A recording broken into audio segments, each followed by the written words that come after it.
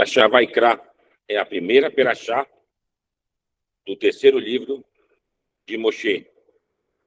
Então, como a gente viu na semana passada, o fim, lá no livro de Shemot, Moshe Rabbeinu não podia entrar na Arca da Aliança, lá no Mishkan, no tabernáculo, pois a glória de Deus preenchia todo o Mishkan.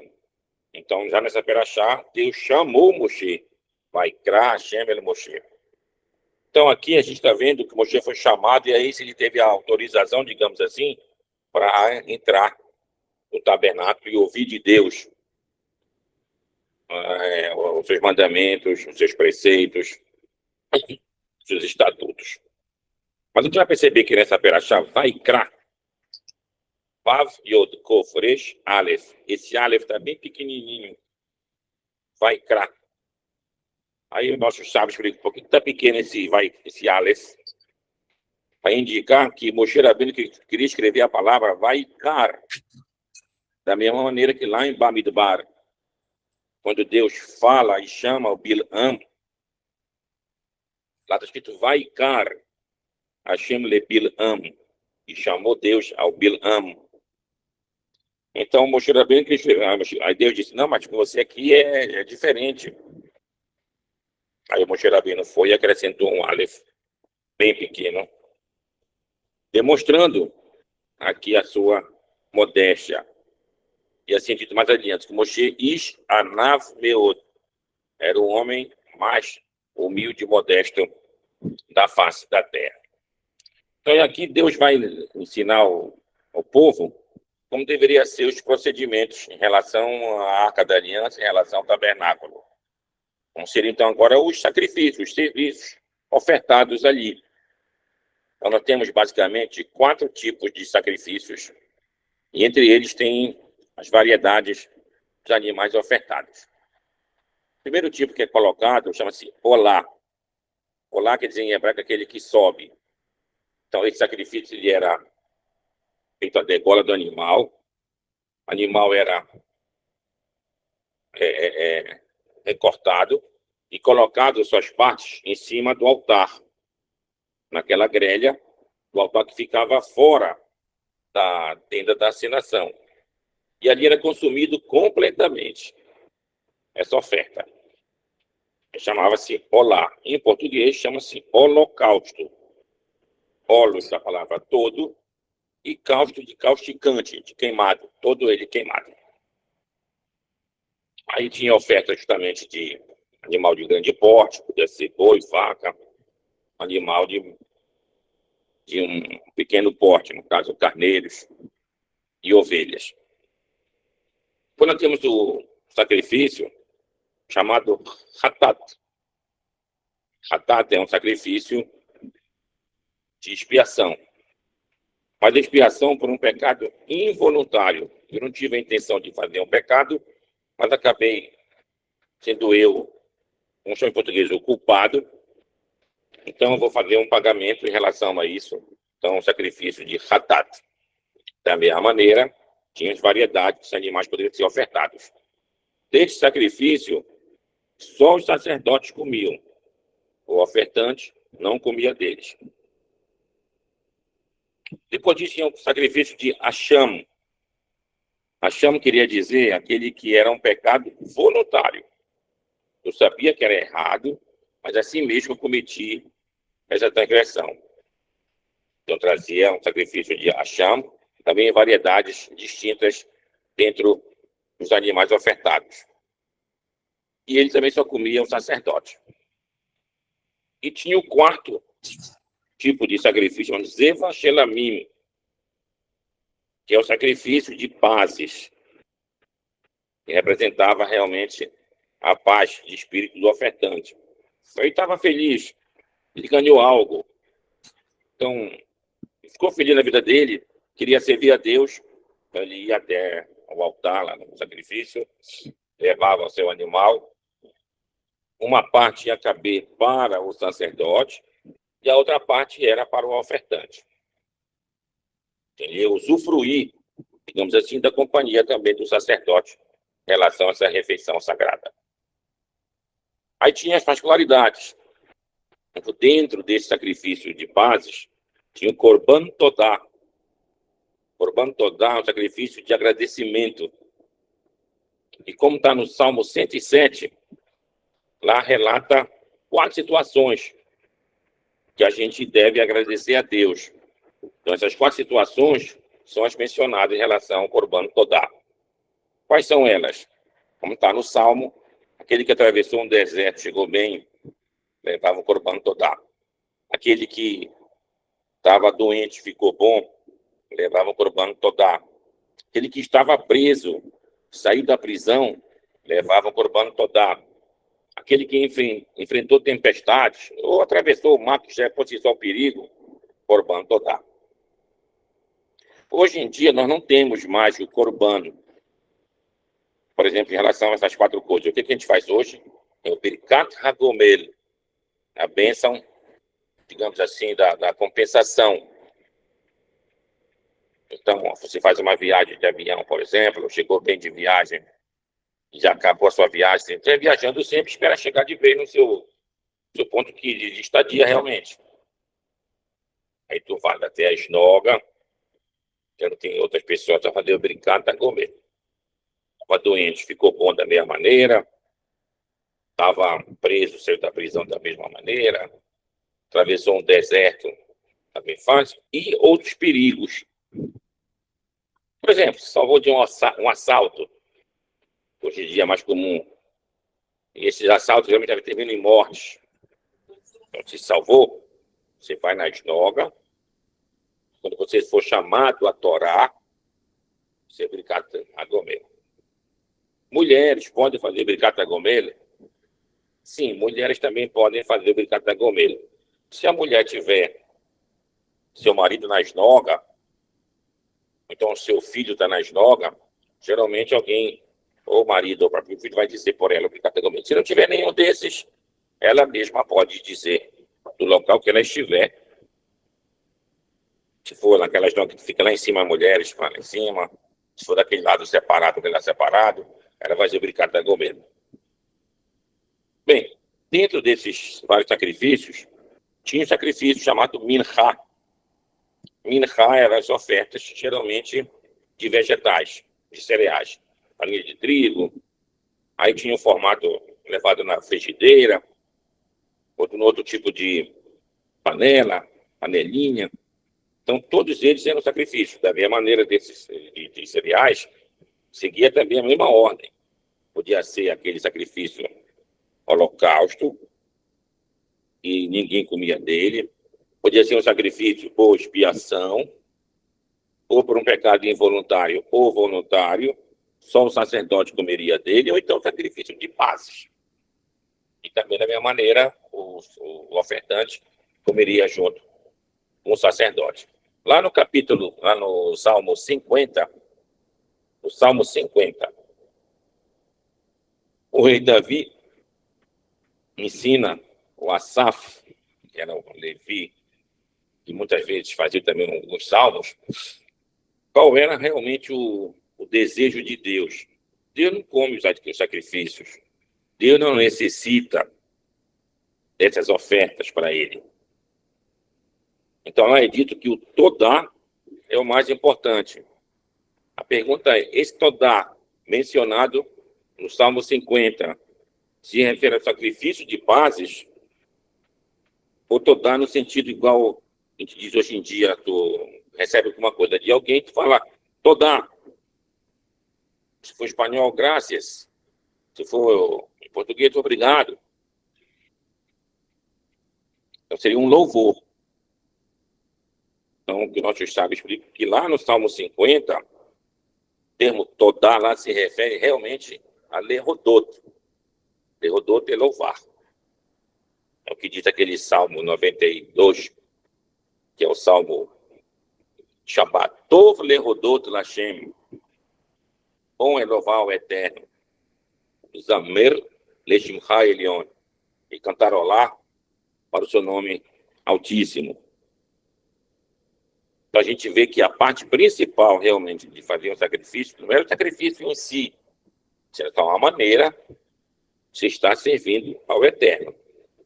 Mas se em vez disso, você estava fazendo a sua techuvá da mesma maneira e louvando ao Eterno, está no Salmo, tem tanta validade quanto os sacrifícios também. Os sacrifícios tinham, além da questão de você louvar a Deus concomitantemente, era algo que pertencia a ti. E você ia de uma maneira feliz, alegre, não vou ofertar ao Eterno. Se você era dono de fazendas, ou tinha pasto e outros animais, pegava a melhor parte, o melhor animal, para ofertar aqui ao Eterno. Então, se você era agricultor, pegava a melhor parte dos teus campos para levar ao Eterno. Então, o sentido é esse. E a gente vai perceber que dentro da Torá, mesmo antes do Sefer Vaikra, já em Shemot e até Bereshit, a gente já vê realmente os nossos patriarcas, os mais antigos, fazendo ofertas. Fazendo ofertas. Então, era a maneira mais comum para você demonstrar o seu coração desprendido, você queria fazer realmente um serviço ao Eterno, você ofertar coisas que lhe pertenciam. Você não estava preso nos seus pertences. Então, esse que é o objetivo da Perashá de Vaikra. E temos também algo em relação ao pecado de um Kohen Mashiach. Quem é o Kohen Mashiach? Kohen Mashiach, como o texto diz, sacerdote ungido para fazer o serviço no templo. Digamos que ele pecasse. Então, para ele tinha também a expiação. Ele também tinha expiação. Aí tinha para o chefe de Israel. Nessa época não tínhamos rei. Então, se o Nasci pecasse, ele também tinha que levar um tipo de sacrifício ou expiação do seu pecado. Se fosse o coletivo que pecasse, esse coletivo também levava algo para o templo ou para o tabernáculo e fazia também a sua expiação. Então, aqui começa nesse Sefer Vaikra todos os detalhes, digamos assim, de como se fazer realmente o procedimento interno do Mishkan e dos Korbanot, como eram ofertados lá. Hoje em dia, como a gente não tem mais esses sacrifícios, já debatemos aqui a gente vai ter novamente, vamos fazer novamente os sacrifícios. Aqui a gente tem algumas opiniões diferentes. Segundo o Rambam, do Mishneh Torah, Sefer Melachim, lá para o capítulo 12 e 13, lá ele vai explicar. Não, vai voltar tudo como era antes. O templo vai ser reconstruído, teremos novamente os sacrifícios, os adicionais de Shabat, os adicionais de Yamim Tovim, teremos os sacerdotes Kohanim nas suas posições, os Leviim, os levitas também nas suas posições, o restante do povo de Israel também em suas posições, tudo como era antes. Bom, se a gente ler um outro Midrash Vaikra, já conta um pouquinho diferente. Diz, não, nesse futuro, quando a gente tiver novamente o Beit HaMikdash, então todos os sacrifícios serão cancelados e só o Korban Todá,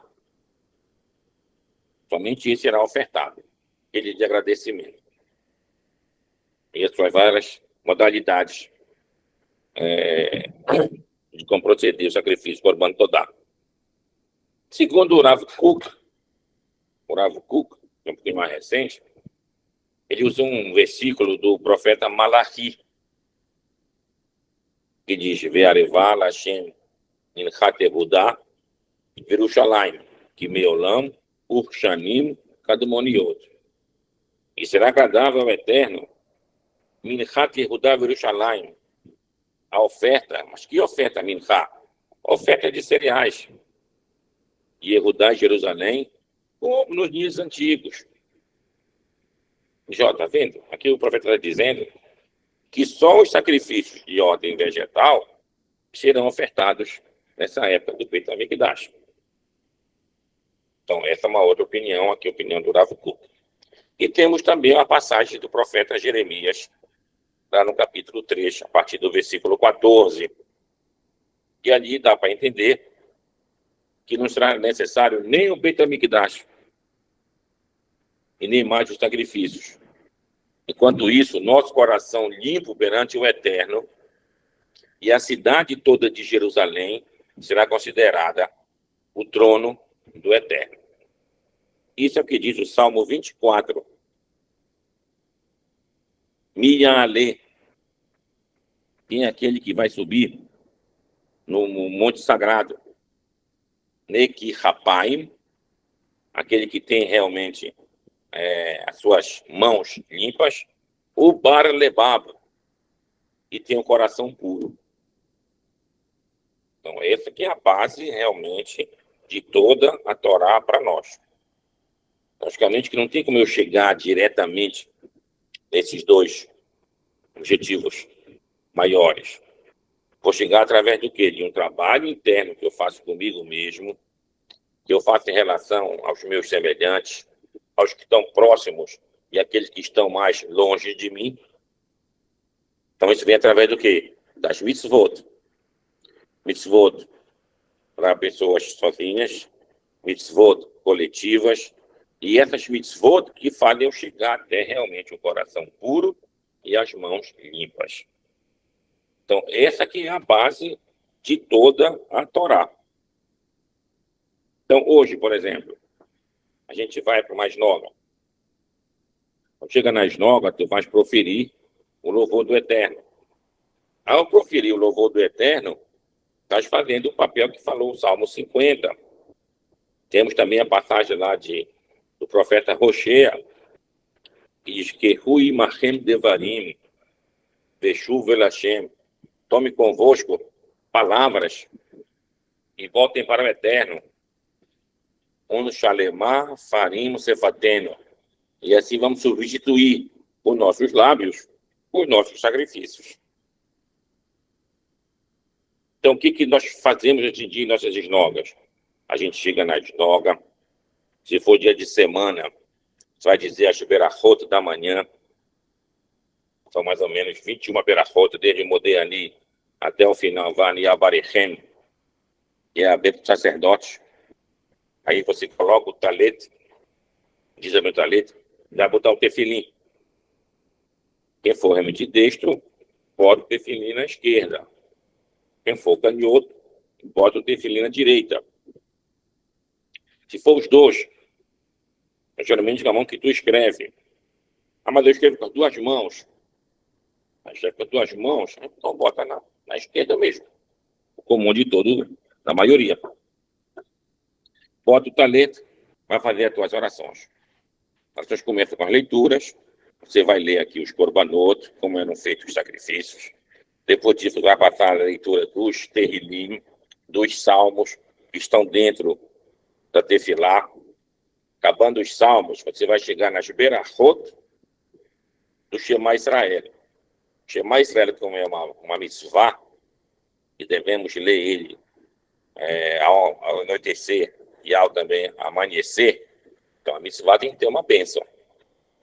Então, no caso do Shema Israel, temos 4 bênçãos.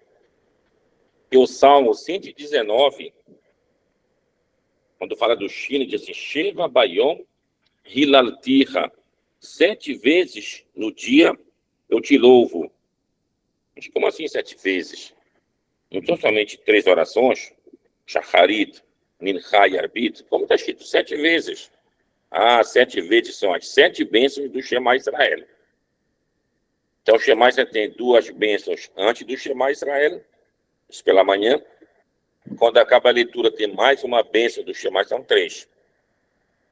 E quando chega a noite, são 4. 2 antes e 2 depois. Em total, 7.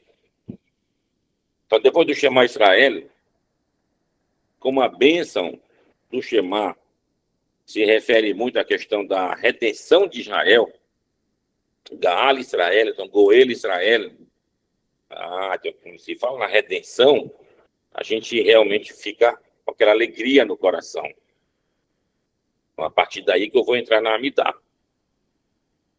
me dá uma oração silenciosa, vou dar 3 passos, na verdade 3 passos para frente, e quando acabar a me dar, 3 passos para trás.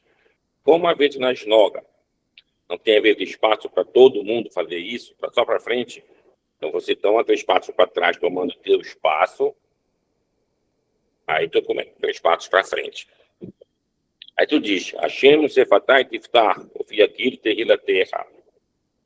E o Eterno abra a minha boca, e ela vai proferir o teu louvor. Aí vem a primeira bênção, chamada bênção dos patriarcas, Birkat HaAvot.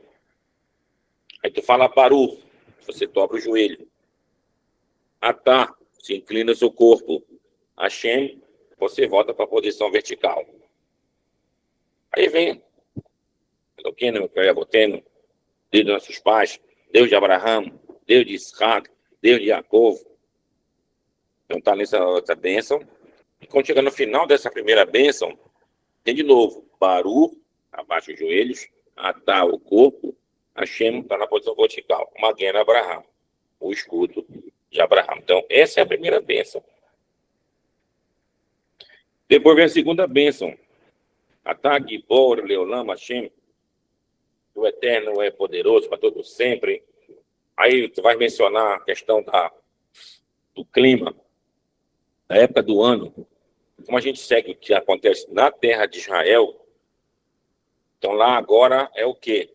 Lá agora está acabando o inverno, vai começar a primavera, mas daí é inverno. Inverno eu vou ler então. Mashiv Haruach, o Morida Queixa. E Deus faz movimentar os ventos e descer a chuva.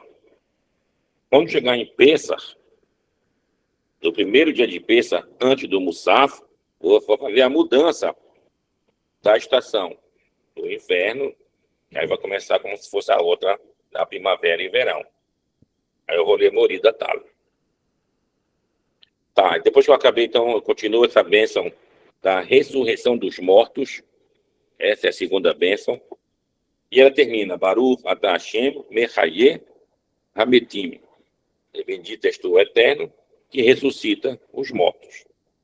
Então, os 13 princípios da fé judaica, o Rambam estabeleceu, ou seja, que ele decodificou para nós de uma maneira mais fácil do que a Torá estabelece.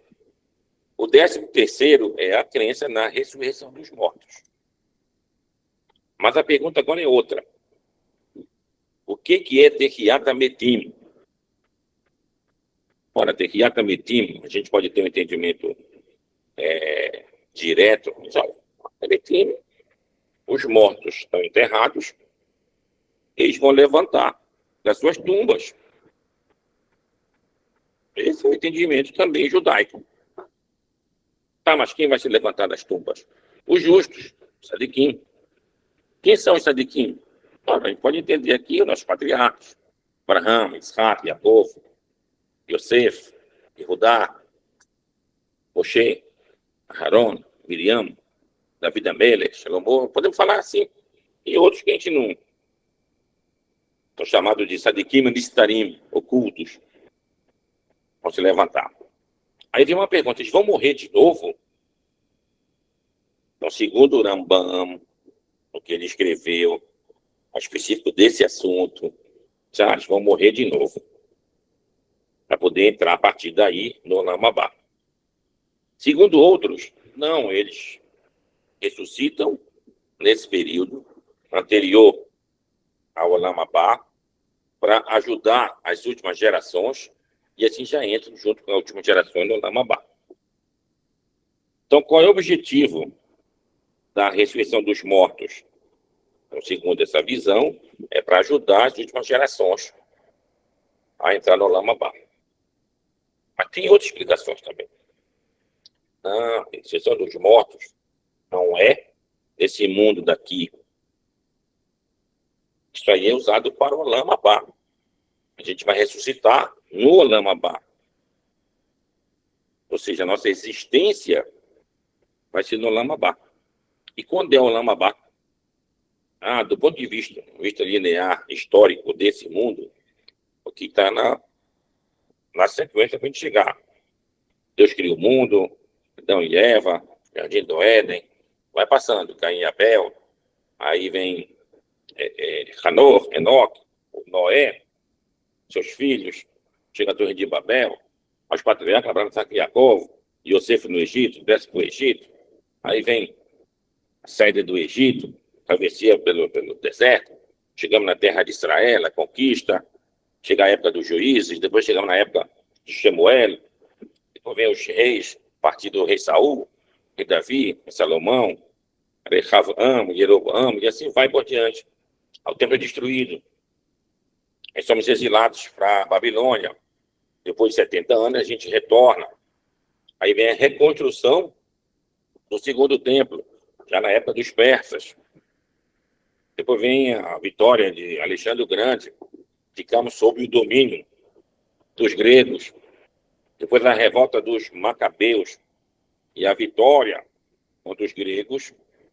E assim a gente vai e limpa o Beit HaMikdash. Depois disso, o templo é destruído já no ano 70 dessa era. Aí vem o nosso exílio. Depois do exílio, tem um retorno para a terra de Israel. Então, esse retorno vai se dar através ou da guerra de Gog e Magog, ou então da nossa techuvá completa através do profeta Eliarro, ou de alguém do mesmo contexto do profeta Eliarro. Aí tem uma chegada do Messias. Aí a gente vai ter essa reunião das nossas diásporas, do disperso na terra de Israel. Aí poderá ter reconstrução do templo. Aí teremos a ressurreição dos mortos. Então aqui a gente está vendo que isso é uma forma linear. Vai chegar no final o nosso Olam Abá. Vai ser do ponto de vista linear. Mas quem morre, e o mundo é atemporal, se já tiver mérito, a gente já vai para o Olam Abá. Só é linear na nossa dimensão sob o tempo. Mas essa dimensão não está presa ao tempo. Bem, então esse é o Olam Abá. Então, quem vai dizer sobre a ressurreição dos mortos, vamos tratar do Talmud, lá em 92, se eu não me engano, fala sobre esse assunto. E traz um exemplo da que fala o profeta Ezequiel, lá no capítulo 37, e fala sobre os ossos secos. E diz para o profeta, profetiza esses ossos secos que não acreditam mais que o Eterno, que Deus tem poder para ressuscitar, lá o profeta profetiza sobre eles, aqueles ossos começam a se mexer, começam a tomar vida. E diga, agora voltem para a terra de Israel. Se estavam na Babilônia, não estavam mais acreditando que eles voltariam para a terra de Israel. Então acaba sendo, como o Talmud disse, uma metáfora de quem mora fora da terra de Israel é como se estivesse no mundo dos mortos. E quando a gente retorna para a terra de Israel, isso se dá como se fosse uma ressurreição. Então, desse ponto de vista, ver que Atamitim que a gente vê na Amidá pode ser um desses aspectos que eu falei. Então, essa é a segunda bênção. Depois da segunda bênção, vem a terceira bênção, que é a Ela Kadosh. O Eterno é santificado. Então, essas três bênçãos sempre começarão qualquer Amidá. Do dia de semana, Amidá de Shabbat, tanto do arbítrio, Shacharit e Minchá, dos dias festivos. Essa Amidá, sempre o começo dela vai ser o mesmo. Aí agora, essa parte intermediária, ela vai ser, então, específica. Se for dia de semana, é um modelo. Se for do arbítrio de Shabbat, é outro modelo. Se for Shacharit Shabbat, é outro modelo. Se for Musaf de Shabbat, é outro modelo. Minchá é outro modelo. E assim vai ser também em relação às festividades. Vai ter uma parte específica dentro da Amidá. E a parte final da Amidá? Volta de novo, mais outras três bênçãos do final. A partir do Oretsê. A gente vai aí pedir a Deus que que Deus considere realmente a nossos lábios que estão fazendo as nossas orações como se fosse realmente o seu serviço. E que ele receba isso realmente de bom grado. E que ele faça voltar os nossos olhos para Sião. Então, essa é a bênção, vamos chamar de antepenúltima. Aí vem a penúltima bênção, Modim. No Modim eu faço novamente aquela flexão. Abaixo os joelhos, no lar eu me inclino, aí diante de Hashem, aí eu levanto na posição vertical. Então, essa é de agradecimento. Quando acabar essa bênção de agradecimento, vem novamente outro barulho. Então, mais uma vez, eu faço a flexão com os joelhos, abaixo o meu corpo e depois me levanto para falar o nome do Eterno. Então, acaba sendo 4 vezes que eu vou fazer a referência ao Eterno. Na primeira bênção do Birkat Havot, na parte primeira do Baruch e no segundo do Baruch, e agora nessa penúltima bênção do Modim, no Modim e no final do Modim eu faço de novo essa reverência. Aí vem a última bênção, sim, Shalom, Baracá, que Deus ponha realmente a paz e a bênção sobre nós. Então, a gente agradece a Deus que lhe dá a paz. Aí eu tenho uma oração, que é: meu Deus, que guarde a minha língua de falar mal, de amaldiçoar, tudo mais. E quando terminar essa parte, que eu vou fazer você Shalom, eu dou 3 passos para trás, você Shalom Bimromav, viro para a direita, o Yazê Shalom Aleno, viro para a esquerda, e Viala Colamor, Israel, prazer, vem para o Amém. Então, essa é a Amidá. Então, essa aqui é a parte principal, como se fosse no lugar dos korbanot, dos sacrifícios. Então, todo e qualquer tefilá, para ser uma tefilá, ela tem que conter dentro dela uma amidá. Então, dia de semana, nós temos 3 amidot, 3 tefilot. Shacharit e Mincha Arbit. No Shabat eu tenho o Musaf, para ser o Musaf que é adicional, outra amidá. Se for no caso de Yom Kippur eu tenho, além do Musaf, a Neilá, aquela que encerra o dia de Yom Kippur. Então, uma outra amidá de novo ali. Acaba sendo 5 orações no caso de Yom Kippur. Então, que ao fazer uma oração, você deve se preocupar com a questão da amidá. Se você não tiver tempo, o tempo é curto demais, então você faz a oração. Se você puder ler as primeiras bênçãos, pela Rota Shachar, você lê, bota o seu tefilim, dá ali tefilim, diga o Shema Israel e diga amidá. E assim chega de tarde, diga amidá. Chega de noite, Shema e amidá. Se você tiver mais tempo, vai ler o que está justamente no Sidur. Então, essas orações, elas são praticamente a equivalência que a gente tem de como seriam realmente os nossos sacrifícios ofertados lá no Beit HaMikdash. Então, a esnoga faz um papel como se fosse de um pequeno Beit HaMikdash. Beit HaMikdash Be'at. E a palavra esnoga, ela é falada no livro de Zohar, a Perashá Kitetse.